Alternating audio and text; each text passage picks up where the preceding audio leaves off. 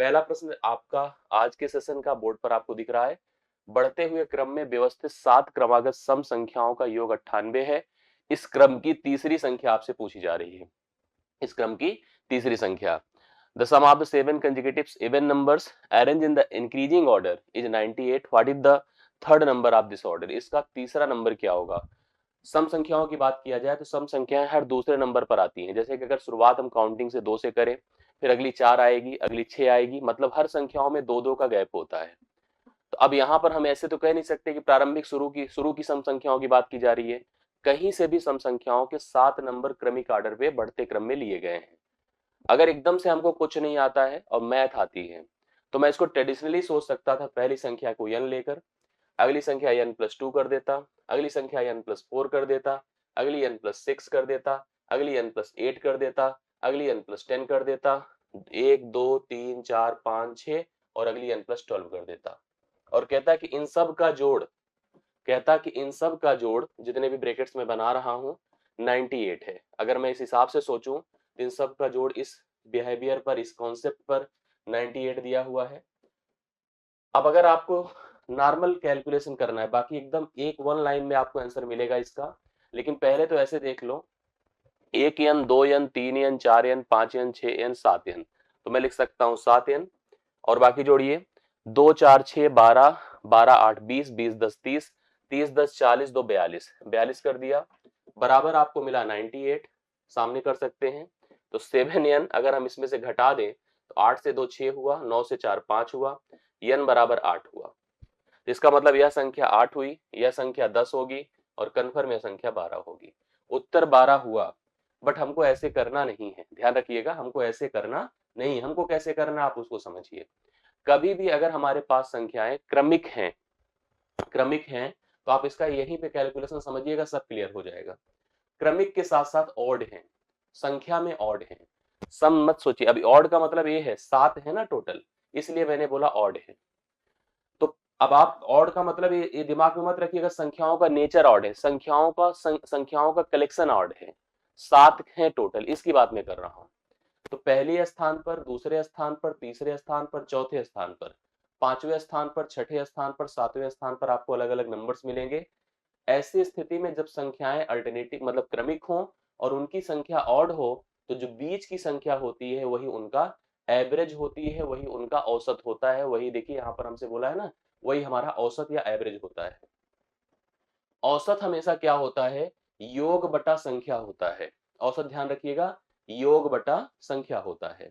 योग कितना है बोलिए, योग कितना है दिया है, देखिए 98।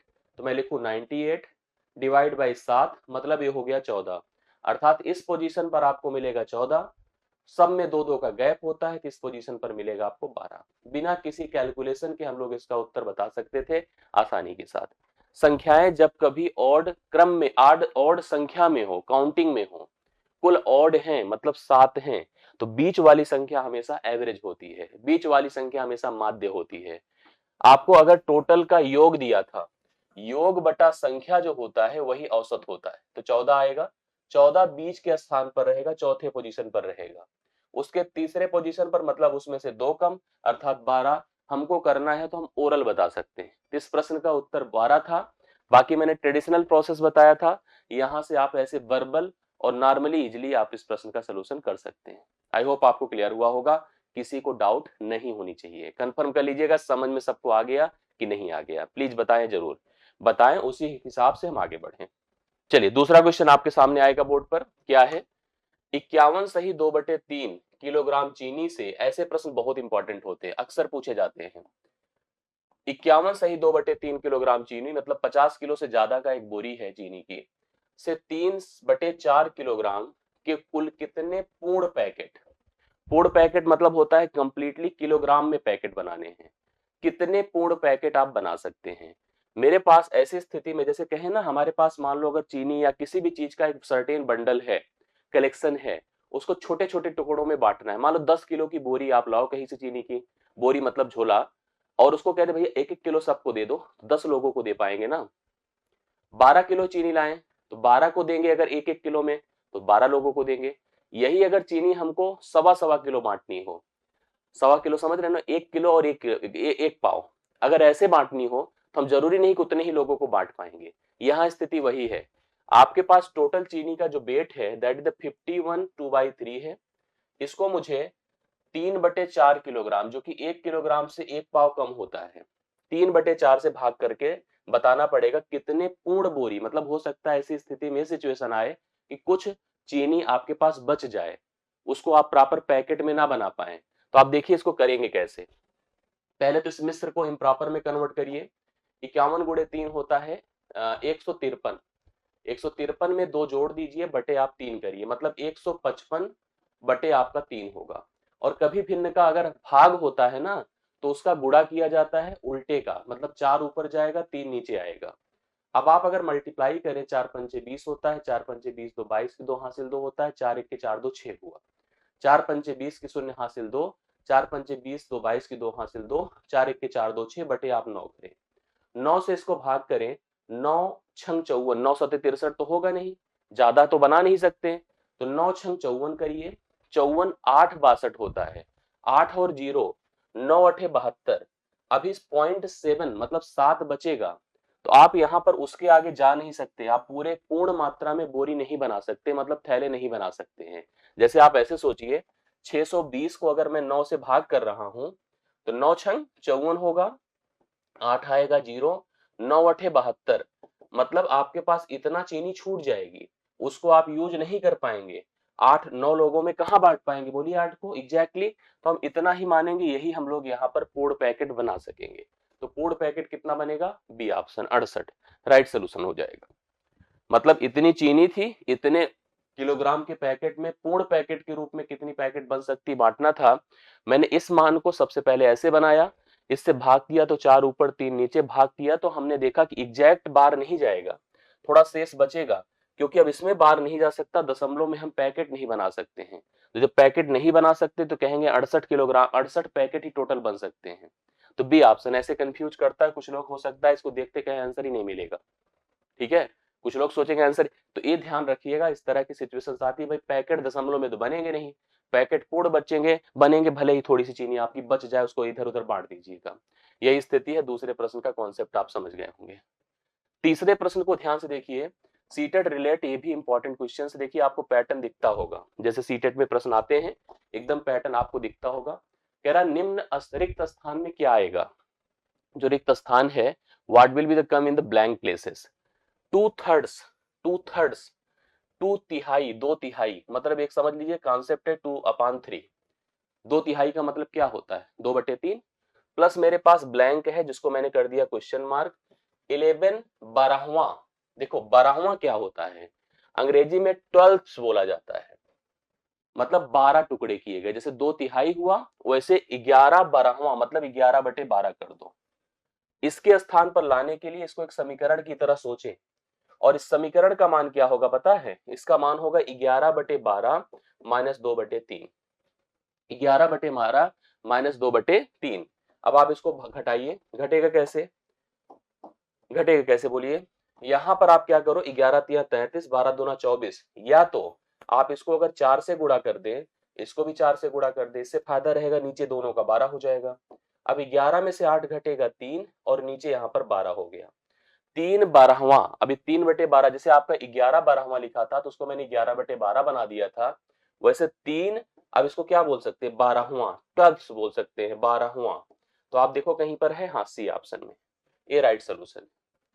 राइट सोल्यूशन 3/12, 3 बटे जो भी आपके पास टर्म में है that will be the 12th place, 11th place, मतलब जो आपको टुकड़ों में बांटे। जैसे हम जब दशमलव के अंक ऐसे डिवाइड करते हैं, जैसे हम इंटीजर संख्या लिखते हैं, इधर इकाई इधर दहाई सैकड़ा ऐसे होता है, इधर टेंस होता है, 10वां स्थान, 100वां स्थान, 1000वां स्थान, उसी क्रम में कहीं बीच में 12वां स्थान भी होगा, 11वां स्थान भी होगा। और इस प्रकार से हम लोग यहाँ पर प्रश्नों को समझ पाएंगे कौन किस प्लेस पर सिचुएटेड है, कौन किस प्लेस पर प्लेस्ड है। ध्यान से रखिएगा और समझने की कोशिश करिएगा। अगला प्रश्न आपके सामने है, मैंने देखिए यहाँ पर जैसे इस टाइप के प्रश्न भी आपको फ्रैक्शन के दिखते हैं कि आपको एक भिन्न या दो भिन्न आपको एक पेयर में मिलता है और कहता है कि इनमें से मतलब हमको डिसाइड करना पड़ेगा कि कौन से भिन्न 7/8 से कम है और 1/3 से ज्यादा है। मैं हमेशा कोशिश करता हूं कि इसको आपको डेसिमल में लिख के दिखाऊं, बट हमको ऑप्शन से भी एक हेल्प मिल जाती है। मतलब 1/3 से ज्यादा हो और 7/8 से कम हो, अर्थात इससे बड़ा और इससे छोटा कोई भी नंबर हो, कोई भी नंबर हो वही आपको बताना है। इसके लिए देखिए मैं जो डिसाइड करके सोचता हूँ, इसको इससे मल्टीप्लाई कर देता हूँ, इसको 8 मान लेता हूँ, इसको इससे मल्टीप्लाई कर देता हूँ तो 7 त्रिक 21 मान लेता हूँ, या हम इसको कह दें, हम इसको 8/24 मान लेते हैं, इसको 21/24 मान लेते हैं। जो 8 से बड़ा हो 21 से छोटा हो, इस ऑप्शंस में जो 8 से बड़ा हो 21 से छोटा हो, नीचे 24 हो। अब यहाँ पर ध्यान से देखिएगा, यह 9/10 है, यह 3/11 है, यह 17/24 है। अब 17/24 एग्जैक्टली यहाँ पर आ सकता है। देखिए 8 से बड़ा है और 21 से छोटा है और नीचे उसके 24 है, नीचे क्या है 24 है, तो इससे बड़ा साफ साफ दिख रहा है और इससे छोटा दिख रहा है साफ साफ, इसलिए हम इसको सी ऑप्शन को सही उत्तर अपना बना देंगे। सी ऑप्शन राइट सोल्यूशन हो जाएगा, जो कि 8। भाई ध्यान से देखिएगा, कभी भी अगर दो भिन्न को कंपेयर करना हो, बहुत आसान होता है, उनको क्रॉस मल्टीप्लाई कर दीजिए, आप कंपेयर कर सकते हैं, बड़ा छोटा निर्धारित कर सकते हैं। ऐसे ही मैंने इधर भी करने की कोशिश करी है। 1/3 था, 7/8 था, 8 को इससे गुणा किया 8, 3 को इससे गुणा किया 21, 3 अठे 24, नीचे दोनों में 24 कर दिया। मैंने कहा 8 से बड़ा हो 21 से छोटा हो तो वह संख्या इन ऑप्शंस में कौन है, 17/24। राइट सोल्यूशन 17/24 है। परफेक्टली आप बता सकते हो उत्तर चौथे नंबर का। आई होप आपको क्लियर हुआ होगा, परफेक्ट समझ में आपको आया होगा। ध्यान से देखिए और सीरियसली सारे प्रश्नों को हल करिए, क्लियर समझ में आएगा। एक क्वेश्चंस भी ध्यान से देखें, जो कर सके प्लीज आंसर करें। निम्नलिखित में कौन सा आरोही, आरोही मतलब भाई क्या होता है, आरोही मतलब होता है छोटे से बड़ा, छोटे से बड़ा। कौन सा इसमें आरोही क्रम में है, अर्थात पूरा का पूरा छोटे से बड़ा है जी। डेसिमल में भी चेंज करके आराम से कर सकते थे, उसके साथ भी करने से कोई दिक्कत नहीं आएगी। अब इसमें अगर कौन छोटे से बड़ा है, इसको थोड़ा ध्यान से देखिए, आप एक जगह का पूरा कलेक्शन उठाइए। जब भी कभी ऐसा करना हो तो आप क्या करिए कि यहाँ पर ध्यान से देखेंगे सब लोग, यहाँ पर एक नंबर को, एक समूह को पूरी तरह से सीरियसली पढ़ लीजिए। जैसे 0.866, 8.06, 8.066, 8.006 सब लिखा हुआ है। तो दशमलव के पहले मैं देख रहा हूं बहुतों में जीरो है, तो जीरो है तो ध्यान से देखिए जीरो वाले कितने नंबर है, ए है, बस एक नंबर है जो कि 0.866 है। अब 0.866 पहले होना चाहिए पहले प्लेस पर, चलो ठीक है, इसमें भी है, इसमें भी, इसमें भी है, ए ऑप्शन ऑटोमेटिकली खत्म हो जाएगा।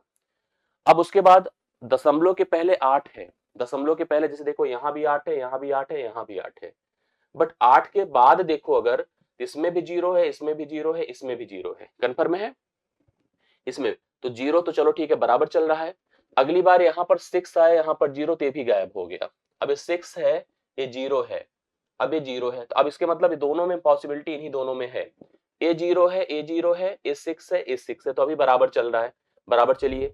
फिर देखो 8 है दशमलव हो तो ठीक है, यहाँ तक कोई दिक्कत नहीं है, जीरो है, जीरो है, 6 है, 6 है, और यहाँ 6 के बाद जीरो होगा और इसके बाद 6 है, मतलब इसके पास 6 है, इसके पास वहां पर प्लेस पर कुछ नहीं, तो हम जीरो मानेंगे। तो अभी ए नहीं होगा, मतलब ए वाला ऑप्शन ना होगा, ए वाला ऑप्शन हो जाएगा। क्यों, क्योंकि देखो 8.0 चलो मैच कर रहा है, 6 मैच कर रहा है, यहाँ 6 यहाँ जीरो, तो कंफर्म है कि पहले हम जीरो वाले को प्रायोरिटी देंगे। तो जीरो वाले को प्रायोरिटी दिया, इसको पहले लेंगे, फिर देखो अगला ओ टर्म यहाँ चला आएगा, बाकी के टर्म आपको बड़े दिख रहे हैं, तो सी ऑप्शन इस प्रकार से हमको सेटल करना पड़ेगा, बाकियों को एलिमिनेट करके। आपने फोकस किया होगा किस तरह से हमने यहाँ पर एलिमिनेट करने की कोशिश करी है। पहले दशमलव के पहले हमने जीरो नोटिस किया, उसकी वजह से डी ऑप्शन हटाया। अब हम पढ़ना शुरू किए, 8 दशमलव तो सब में बराबर जा रहा है, ठीक है, 0 0 0 बराबर जा रहा है, ठीक है, 6 0 0 तो इसको हटा दिया, फिर उसके बाद 0 0 चल रहा है, ठीक है, 6 है, लेकिन जब आगे बढ़े तो 8 दशमलव चलो 0 0 ठीक है, 6 6 ठीक है, बट यहाँ 6 यहाँ जीरो, इसको हम नहीं सेटल कर सकते क्योंकि ये बड़ा हो गया जीरो से, इसको हटा देंगे और सी ऑप्शन को अपना आंसर कर लेंगे, और राइट सोल्यूशन इस प्रश्न का करेक्ट आंसर है। आई होप आपको समझ में आया होगा, सी ऑप्शन। चलिए आ रहा है समझ में, कंफर्म करते चलिएगा, देखते जाइएगा, हर प्रश्न को सही तरह से अपने दिमाग में उतारते जाइएगा, और कॉपी में भी पीडीएफ आपको मिल जाएगा। क्वेश्चन नंबर देखिए 6 है, और ऐसे प्रश्न जो कि एकदम ना मैथ के होते हैं ना प्योर प्योडिवाजी होते हैं, ये आपकी जानकारी और अवेयरनेस पर बेस्ड होते हैं।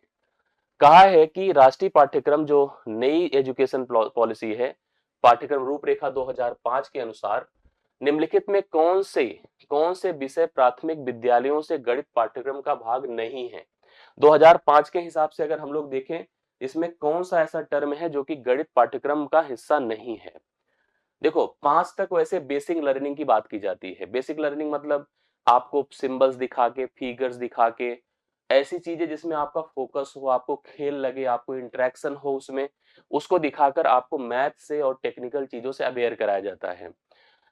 आपके पास अलग अलग चीजें, पूर्णांक, पूर्णांक मतलब होता है इंटीजर्स, जिसमें आप नंबर्स को विथ डेसिमल, विदाउट डेसिमल के कॉन्सेप्ट को समझाते हैं। तो यह प्रक्रिया अगर देखो, और बाकी भी हमारे पास है, जैसे कि चौपट, टाइलिंग।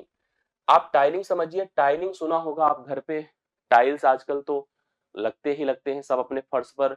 एक चौकोर आकृति का इस प्रकार से पत्थर लगवा देते हैं जो कि वर्गाकार होता है, जिसमें हम विजुअलाइज कर पाते हैं फिगर को देख करके और समझ पाते हैं कि कौन सा किसका भाग है, कौन सा कितना भाग। ये तो था, अनुमान लगाना ये भी था। सममिति होता है सिमेट्रिक, एक फिगर दूसरे के सिमेट्रिक है कि नहीं है। सिमेट्रिक मतलब ये होता है जैसे हाथ आपके सिमेट्रिकल हैं, एक दूसरे के ऊपर एग्जैक्टली फोल्ड हो जाते हैं, फिट हो जाते हैं। पेपर काट के एक दूसरे की सिमेट्री बनाई जा सकती है। तो कहने का सेंस है ये भी आपके पाठ्यक्रम में था, इंटीजर्स आपके पाठ्यक्रम में नहीं था। तो पहला ऑप्शन इसका राइट सोल्यूशन होगा D, A option, not a D option. A भी था, ए भी था, ए भी था, बट आपका ए ऑप्शन आपके पाठ्यक्रम में नहीं था। राइट सोल्यूशन डी नहीं होगा, ए होगा। ए उतारिएगा, ठीक है, डी नहीं है, प्लीज ए उतारिए। पूर्णांक नहीं था, ठीक है। कक्षा प्राथमिक विद्यालयों में गणित पाठ्यक्रम का हिस्सा जो था पूर्णांक नहीं था, बल्कि ये चौपड़ भी था, अनुमान भी था, सममिति भी थी। ए ऑप्शन आपका नहीं था। इस प्रकार के इस प्रश्न का सही उत्तर ए होगा। कंफर्म कर लीजिएगा आप लोग, ठीक है जी। यस, करा ही जा रहा है, बिल्कुल। बात समझ में आई? तो कंफर्म करें, पूर्णांक नहीं है, बाकी ये सारे ऑप्शंस आपके थे जी। आगे मैं बढ़ता हूं, अगला प्रश्न आपके सामने आएगा। 5 क्रमागत प्राकृतिक, नेचुरल की बात कर रहे हैं। यस, संख्याओं का औसत 15 है। अभी हम पहला प्रश्न ऐसा ही पढ़ के आए हैं, और अगर आपको समझ में वहां आया था तो यहां उत्तर दीजिए। मेरे पास 5 संख्याएं हैं, 1 है, 2 है, 3 है, 4 है, 5 है। ये है नंबर्स आपके। इन सभी संख्याओं का जो औसत है वो 15 है। पहली और अंतिम संख्याओं का योग क्या होगा? पहली और अंतिम संख्याओं का योग क्या होगा? अब आप देखिए, पहली चीज तो ये संख्याएं क्या है बोले, ऑड है, ऑड है। और आप ध्यान से देखिए, क्रमागत मतलब एक एक का अंतर होता है, हर क्रमागत में एक एक का अंतर होता है। कभी भी क्रमागत की बात आएगी, कंजुगेटिव्स की बात आएगी, तो हमसे कहा है कि इनका औसत 15 है, तो एक बात कंफर्म हो गई कि यह संख्या 15 है, यह संख्या 15 है। क्योंकि मैंने कहा था अगर ऑड संख्याओं का समूह है तो बीच वाला नंबर ही औसत होता है। अब देखिए, दो इधर रह गए, दो इधर रह गए। जैसे पांडव 5 भाई थे, युधिष्ठिर, भीम, अर्जुन, नकुल, सहदेव। तो अर्जुन को हम मान लेते थे कि यही औसत है, यही बीच में है, यही माध्य है, यही बीच के पोजीशन पर है। तो बीच वाला ही हमेशा इस केस में औसत होता है। इसके अलावा मैं आपको एक चीज बता दूं कि कभी भी ऐसा समूह जिसमें पदों का अंतर समान हो, पदों का अंतर समान हो, चाहे वो 1 का हो, चाहे 1000 का हो, चाहे जितने का हो, ऐसी केस में पहली संख्या प्लस अंतिम संख्या, पहली संख्या प्लस अंतिम संख्या बटा 2 ही बराबर होता है औसत। औसत अगर कभी निकालना हो ऐसे समूह का, चाहे जैसा मतलब कलेक्शन हो, चाहे जितना बड़ा हो, चाहे जितना छोटा हो, अगर आपको फर्स्ट पता है, लास्ट पता है, तो आप उन दोनों को जोड़कर अगर 2 से भाग करेंगे तो आपको औसत प्राप्त होगा। हमसे इस क्वेश्चन में पहली और अंतिम संख्याओं का योग ही पूछा है, पहली और अंतिम का योग ही पूछा है। हमें ये डिसाइड नहीं करना था तीसरे पर 15 है। हालांकि हम करके बता सकते हैं, इसमें से एक कम करो, फिर एक कम करो, उत्तर तो हमारा फटाफट देखो हम लोग डिसाइड करके, जैसे हमको योग पूछा है ना, इसका निकल जाएगा और इसका निकल जाएगा, जोड़ दे हम, उत्तर तो आ ही जाएगा। बट मैं जो बताना चाहता हूं उसको ध्यान दीजिएगा, समूह कोई भी हो, बस पदों का अंतर समान हो। पदों का अंतर चाहे 5 का हो, चाहे 10 का हो, चाहे 50 का हो, चाहे जो हो। पहली और अंतिम संख्या अगर आपको क्लियर है तो पहली प्लस अंतिम बटा 2 औसत होता है। हमको पहली पहली प्लस अंतिम का योग फाइंड करना है, तो क्या होगा पता है, 2 गुणे औसत, 2 गुणे औसत। औसत कितना है बोले, 15 है। तो 15 दूना कितना हो जाएगा, उत्तर 30 हो जाएगा। तो इस तरह का प्रश्न कभी भी आए तो आप फटाफट उत्तर बता सकते हैं। पहली प्लस अंतिम का योग ही हमेशा औसत होता है। जैसे मैं आपसे ऐसे पूछ लूं कि मान लीजिए एक ऐसे समूह है, ध्यान से देखिए, 1991, 1992 आपसे अगर मान लीजिए पूछा गया, 1993 से बढ़ते बढ़ते हम पहुंच गए 2009 पर। हमसे पूछा इन वर्षों का औसत बता दो, औसत वर्ष क्या होगा, तो आप कैसे निकालेंगे? हमने कहा हर साल में कितने का अंतर है, एक एक का अंतर है। अगर अंतर समान है तो आपको अगर पहली संख्या पता है और अंतिम संख्या पता है तो औसत जो होता है first plus last divide by 2 होता है। तो यही तो हमको दिख रहा है। पहला कितना है बोले, 1991 प्लस 2009 डिवाइड बाई आप 2 कर दें, 9 एक 10 होता है, 9 एक 10 होगा, ठीक है, 9 एक 10 होगा, 2 एक 3 एक 4 होगा, बटा 2 कर दीजिए, 2000 होगा। जो 2000 में थे हम, जब 2000 का जमाना आया था, तो वही हमारा औसत वर्ष था इस कंडीशन में। समझ रहे ना? कभी भी आपको किसी समूह में अगर पदों का अंतर समान दिखेगा तो आप पहली संख्या प्लस अंतिम संख्या डिवाइड बाई 2 कर देना, आपको औसत मिल जाएगा। और वही यहाँ पर हमने आपको समझाने की कोशिश करी थी। आपने देखा था कि इनका औसत 15 था, पहली और अंतिम का योग पूछा था।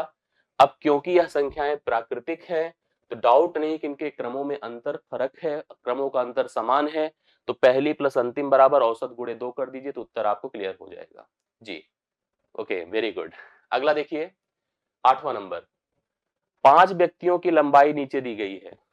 व्यक्तियों की लंबाई, इन लंबाइयों का योग मीटर में बता दो। ये हमारे पास लेंथ्स है अलग अलग, 163, 161, 165, 159, 162। आप अपनी लंबाई बताइए, इससे ज्यादा ही होंगे सब, हाँ कि कम है? जोड़ दीजिए सबको। अब जैसे पहले मैं ऐसे जोड़ता हूं भाई, आप टेबल बना के जोड़ लीजिए, नहीं तो मैं कहूंगा 100 100 100 100 100। कितने 100? 100, 200, 300, 400, 500। 500 लिख दिया मैंने। फिर देखो 60 60, 120, 120 50, 170, 170 50, 220, 220 60, 280, 280 कर दिया। फिर 3 1 4, 4 6 10, 10 9 19, 2 21, 1 हुआ, 8 2 10, 5 2 7 1 8, 801 हुआ। बटे सेंटीमीटर में है 801, सबको जोड़िए, 801 सेंटीमीटर आया। अब आपकी जानकारी में होगा कि 100 सेंटीमीटर बराबर 1 मीटर होता है। 100 सेंटीमीटर बराबर 1 मीटर होता है। तो कभी भी अगर हमें सेंटीमीटर को मीटर में कन्वर्ट करना हो तो आप उसको 100 से भाग कर दो। तो 801 को हम 100 से भाग करेंगे तो 8 मीटर तो एग्जैक्टली आएगा, बट 8 मीटर के बाद एक शेष बचेगा तो 1 सेंटीमीटर होगा। 8 मीटर और 1 सेंटीमीटर, 10 नहीं है, 801 है। 8 मीटर होगा, 1 सेंटीमीटर होगा। गलती से 10 मत लगा देना, बहुत लोग 10 लगा देंगे। तो सही उत्तर आपके सामने है, 8 metre 1 centimetre the right solution. और इसी को आप लोग अपने प्रश्न का उत्तर बना लें।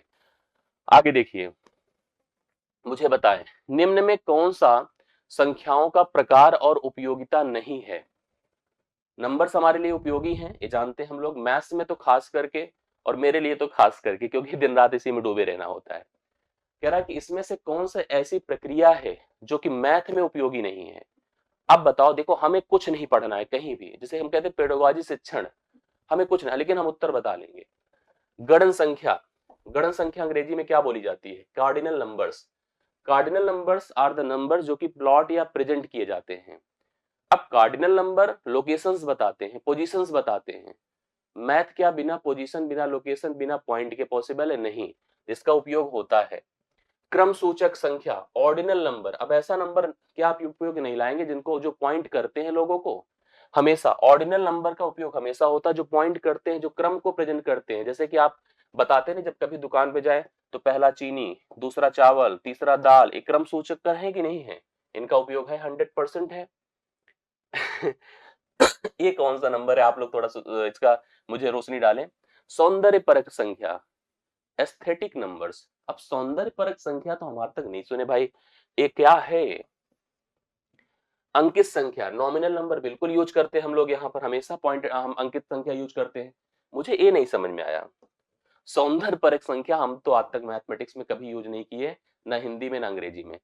छोड़ दीजिए। तो यही संख्या हमारी मैथ्स में बिल्कुल हमारे संख्याओं की किसी प्रकार के लिए उपयोगी नहीं है। तो सी ऑप्शन इसका राइट सोल्यूशन है।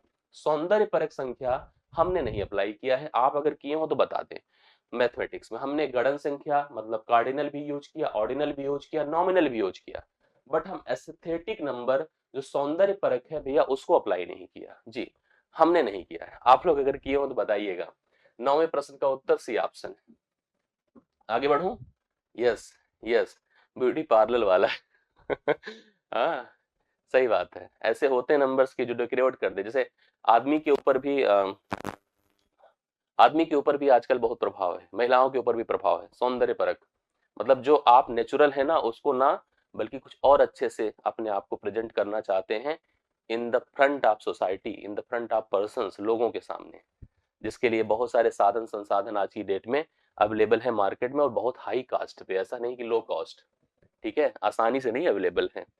अगला क्वेश्चन बताएं जी। निम्नलिखित में सब मजा लीजिए एक दूसरे का, सही है ना? हाँ, निम्नलिखित में से कौन सी, पढ़िए चुपचाप, मजा मत लीजिए। निम्नलिखित में से कौन सी संख्या 55,55,555 को प्रदर्शित करती है? लीजिए, आइए अब बताइए। सेवंथ बताना था ज्योति जी को, सेवंथ पे डिस्कशन करना है। अभी मैं बता देता हूं, एक बार लास्ट में डिस्क्राइब कर दूंगा। फिलहाल मैंने बताया ज्योति जी काफी उसमें समय दिया है, आप थोड़ा इसको देखिए। संख्याएं दशमलव के पहले क्या होती है? देखिए, संख्याएं दशमलव के पहले इकाई पर होता है, दहाई होता है, सैकड़ा होता है, हजार होता है, 10,000 होता है, लाख होता है, 10 लाख होता है। ठीक है, अभी लाख तक रुका है। आप ऐसे समझिए, इनका एक अपना ग्रुप होता है, इनका इनका अपना ग्रुप होता है, इनका अपना। जब हम इंडियन प्लेस वैल्यू के हिसाब से नंबर्स को लिखते हैं तो पहले एक कामा यहाँ लगता है, फिर यहाँ लगता है। इनको हम पूरा का पूरा लाख बोलते हैं, इनको लाख बोलते हैं, इनको हजार बोलते हैं, इनको वंश बोलते हैं। अब आप देखिए जो लिखा है 55 लाख, तो यहाँ लाख के नीचे लिखिए 55, 55,000 इसे यहाँ लिखिए 55, 555 ये हो गया 555। ऐसे नंबर्स को प्रेजेंट करना चाहिए।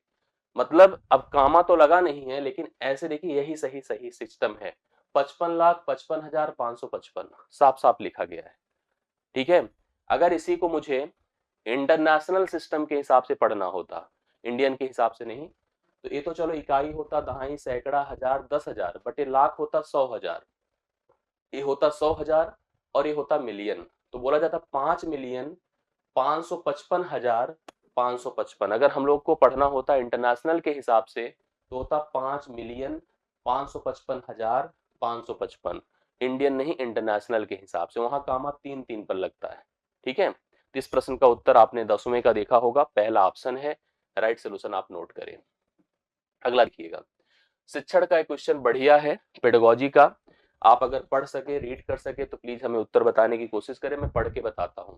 निम्नलिखित में कौन सा अभ्यास सर्वाधिक उपयुक्त तरह से दिखाता है कि आपके छात्रों ने अज्ञात राशियों का अनुमान लगाने का कौशल विकसित कर लिया? अरे वाह, जैसे आप समझ रहे हैं ना, हम क्वेश्चन सॉल्व करते हैं तो हमारी कोशिश होती है कि हम एक unknown X Y Z P Q R S मानते हैं, उसी को समीकरण में लाते हैं, उसी को फाइन करते हैं। आप अपने छात्रों के अंदर यह कला है कि नहीं है, इसको कैसे ऑब्जर्व करेंगे एज ए टीचर? अंग्रेजी में लिखा है विच ऑफ दिस एक्सरसाइज, आप ऐसा कौन सा काम उन्हें देंगे, will be most appropriate to show your students have build skills of estimating unknown quantities. आप ऐसा क्या काम उनको देकर समझ पाएंगे, ऐसा कौन सा टेस्ट उनसे लेंगे और ये बताएंगे कि हमारे बच्चे अननोन नंबर्स को फाइंड करना सीख गए हैं। मनोगत दो संख्याओं का जोड़ें और सन्निकट उत्तर दें।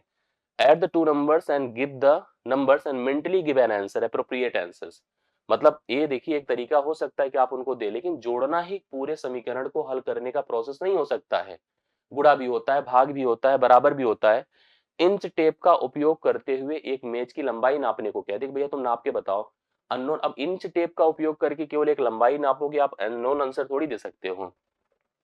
पृथ्वी और, अब लो ये तो अजीब ही हो गया, पृथ्वी और सूर्य के बीच सन्निकट दूरी का अनुमान लगा, क्या तुम दूरी देख के बताओ कितनी है? वो खड़ा होगा बेचारा, तो दिखेगा ही नहीं, आंख ऐसे खोल के देखेगा, हाँ सूर्य भगवान दिखेंगे नहीं उसे, तो कुछ रखेगा, चश्मा उस्मा लगाएगा, लेकिन वो समझ नहीं पाएगा।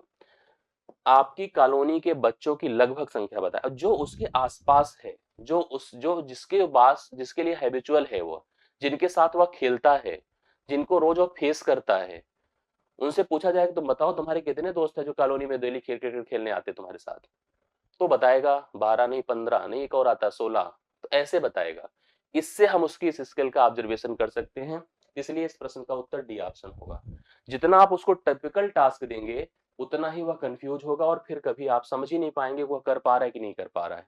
तो यहाँ पर डी ऑप्शन होगा राइट सोल्यूशन, कि उस बच्चे से पूछा जाएगा भैया ये बताओ तुम जो खेलने जाते हो शाम को तो कितने बच्चे आते हैं हमारे इस कॉलोनी से खेलने के लिए, तो बता देगा। कुछ हल्का फुल्का कम ज्यादा, उससे हम उसकी स्किल का ऑब्जर्वेशन एनालिसिस कर सकते हैं। तो डी ऑप्शन इस प्रश्न के लिए मैं अपनी तरफ से बेस्ट अप्रोप्रिएट आंसर दे रहा हूं, आप इसको सेलेक्ट करिए। यस, सही है, गुड।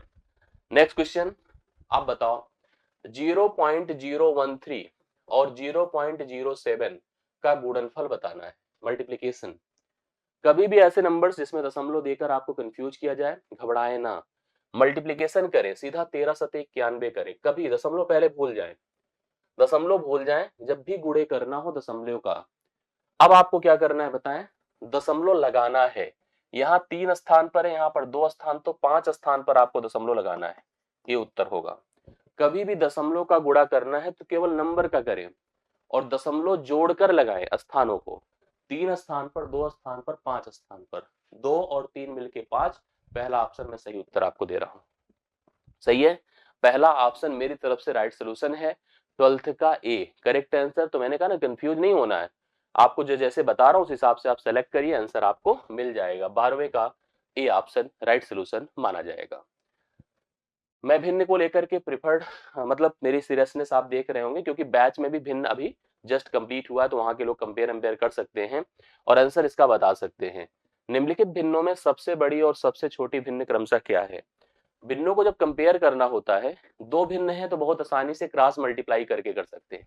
जैसे मेरे पास अगर 4/5 है, 6/7 है, मेरे से कोई पूछे कौन बड़ा कौन छोटा, कहें आप इसको इससे मल्टीप्लाई करो 28, इसको इससे मल्टीप्लाई करो 30, ये बड़ा है मतलब 6/7 बड़ा है। क्रॉस मल्टीप्लाई करके बराबर बता देते हैं। अगर 2 से ज्यादा होता है तो हम एलसीएम लेते हैं नीचे का, ठीक है। हर बराबर करते हैं, हर अगर बराबर है तो जिसका अंश बड़ा वह भिन्न बड़ा, जिसका अंश छोटा वह भिन्न छोटा।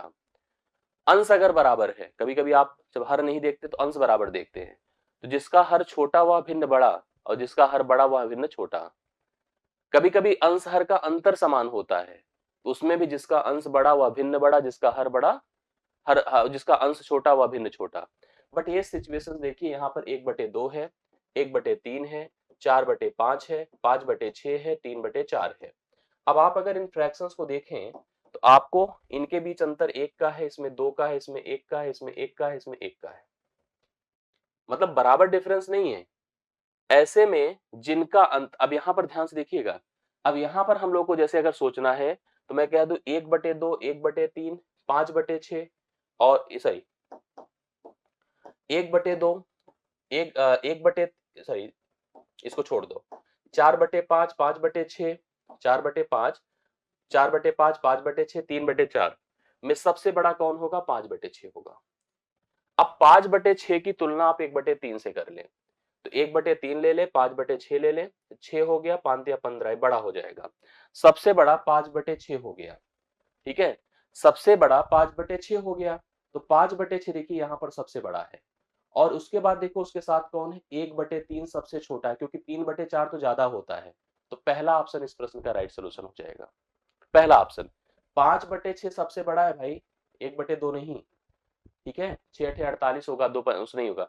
5/6 सबसे बड़ा है और 1/3 सबसे छोटा है, 1/2 कैसे हो जाएगा, पहला ऑप्शन इस प्रश्न का राइट सोल्यूशन।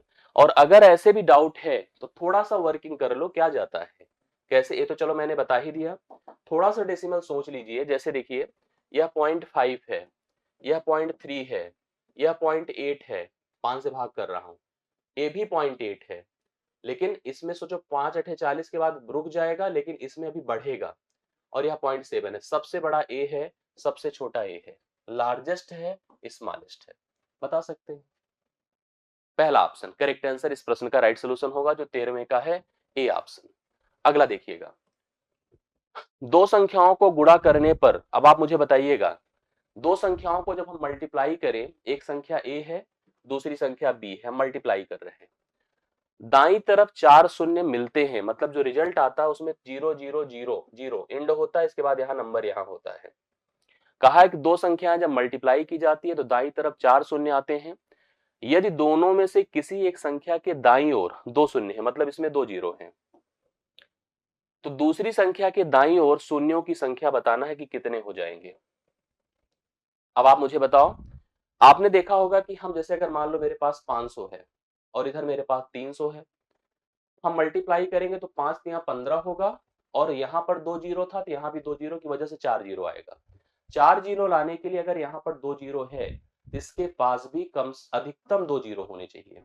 अगर 2 से ज्यादा होगा तो यह खत्म हो जाए, तो ज्यादा जीरो बढ़ जाएगा। इसका राइट सोल्यूशन बी ऑप्शन होगा। अगर मान लो देखो इंड में हमें 4 लाने हैं, इसके पास 2 ऑलरेडी हैं, तो कंफर्म है कि इसके पास भी मैक्सिमम 2 जीरो हो, 2 से कम हो और मल्टीप्लाई हो के कभी जैसे 5 चौके 20, एक जीरो नंबर से भी मिल जाता है, लेकिन अधिकतम 2 हो, 2 से ज्यादा होगा तो जीरो की संख्या 4 से ज्यादा बढ़ जाएगी। इस प्रश्न की राइट सोल्यूशन यहाँ पर चौथेवें प्रश्न का, और वो कितना होगा बोले, अधिकतम 2 होगी, जो बी ऑप्शन है और इस प्रश्न का करेक्ट आंसर माना जाएगा। आई बात समझ में? मेरे ख्याल से क्लियर हो गया जी। आज के सेशन का मेरा अंतिम प्रश्न रहेगा 15वां। आप लोग नोटिस करिए, इसको हल करिए और मुझे उत्तर बताइए। ये प्रश्न ऐसा पैटर्न हमेशा पूछा जा रहा है। -2 है +4 है, -6 है +8 है, -10 है +12 है, ऐसे बढ़ते चले गए, +100 है। आप अगर देखें तो इस तरह के नंबर को हम दो प्रकार से कर सकते हैं। दो सीरीज बना लें, एक तो 4 की, 6, 8 की, 12 की, मतलब 4 के मल्टीपल्स को लेके चलते हुए जाएं, ठीक है, और कहां तक जाएं, 100 तक। एक -2, -4, -6, -10 ऐसे लेके जाएं। तो बट इन दोनों स्थितियों में आपको देखो यहाँ पर क्या आएगा, इसको जोड़ेंगे, इसको जोड़ेंगे, इसको घटाएंगे, उत्तर आएगा। इन दोनों स्थितियों में आपको प्रॉब्लम होगी, मैं आपको समझाता हूं। ऐसे में देखो, इसका इसका डिफरेंस 2 आएगा, इसका इसका डिफरेंस 2 आएगा, इसका इसका डिफरेंस 2 आएगा, यहाँ भी -99 मतलब 98 रहा होगा, इसका इसका भी अंतर 2 आएगा। तो कन्फर्म है कि 2 का उपयोग होगा, आप 2 का उपयोग होगा। और आप देख रहे हैं कि 2 के बाद 4 है, 4 के बाद 6 है, 6 के बाद 8 है, तो मतलब मिला के कुल 50 थे। 2 से 100 को डिवाइड करें, 50 थे। मतलब जब हम उसमें भी 2 का कॉम्बिनेशन सेटल कर दे रहे हैं तो इनकी संख्या 25 हो जाएगी। 2 को कितनी बार लिखा जाएगा, 25 बार, उत्तर आएगा 50। राइट सोल्यूशन आपका 50 आएगा, पहला ऑप्शन। एक बार ध्यान से सुनिएगा, यहां भी 2, यहां भी 2, यहां भी 2, और कितनी बार 2 होगा, ऐसे नोटिस करो तो आपको खुद दिख रहा होगा, 2 है, 4 है, 6 है, 8 है, मतलब एक प्रकार से सम संख्याएं हैं, लेकिन एक बार नेगेटिव, फिर एक बार पॉजिटिव, फिर एक बार नेगेटिव, फिर एक बार पॉजिटिव। अगर हम 100 तक जाते हैं तो मेरे पास कुल 50 थे, 50 भी 2-2 के टुकड़ों में बढ़ जाएगी, 50 भी 2-2 के टुकड़ों में बटेगी, तो कुल संख्या उसकी 25 होगी। और हर पेयर का जो रिजल्टेंट आ रहा है वो 2 आ रहा है, वो कितनी बार 2 होगा बताइए, 25 बार है, तो 2 गुणे 25 कर दे, करेक्ट आंसर आपका 50 हो जाएगा। तो राइट सोल्यूशन इस प्रश्न का 50 है। बाकी मैंने कहा है पैटर्न भी है, कर सके थे पैटर्न भी है, नहीं तो फिर इधर उधर करने की जरूरत नहीं है। मुझे लग रहा है कि आपको कंफर्म हो गया, एपी से लगा सकते हैं, नेगेटिव अलग से लेना पड़ेगा, पॉजिटिव अलग से लेना पड़ेगा, 2 बार करने से बढ़िया मैंने कहा ऐसे कुछ स्किल लगा लो, आपका उत्तर ये हल हो जाए। आई होप आपको कंफर्म हुआ होगा। 15 सिलेक्टेड प्रश्न मैंने लिए थे, 15 पे 15 आपको कमांड आया होगा, नहीं आया होगा तो एक बार रिवीजन कर लेना, तो आपको क्लियर हो जाएगा। मुझे लगता है कि आप सभी का ये प्रश्न, ये हल पूरा का पूरा स्पष्ट आपको क्लियर हुआ होगा। अच्छा लगा तो वीडियो को लाइक करिएगा और बताइएगा कि आपको कैसा अनुभव हुआ। अपने कमेंट हमें, अपने थॉट्स, अपनी विचार, या आपको जो रिक्वायरमेंट्स है उसको कमेंट बॉक्स में प्रेषित करिएगा। आज के लिए मेरी तरफ से इतना ही, बहुत बहुत धन्यवाद, थैंक यू सो मच।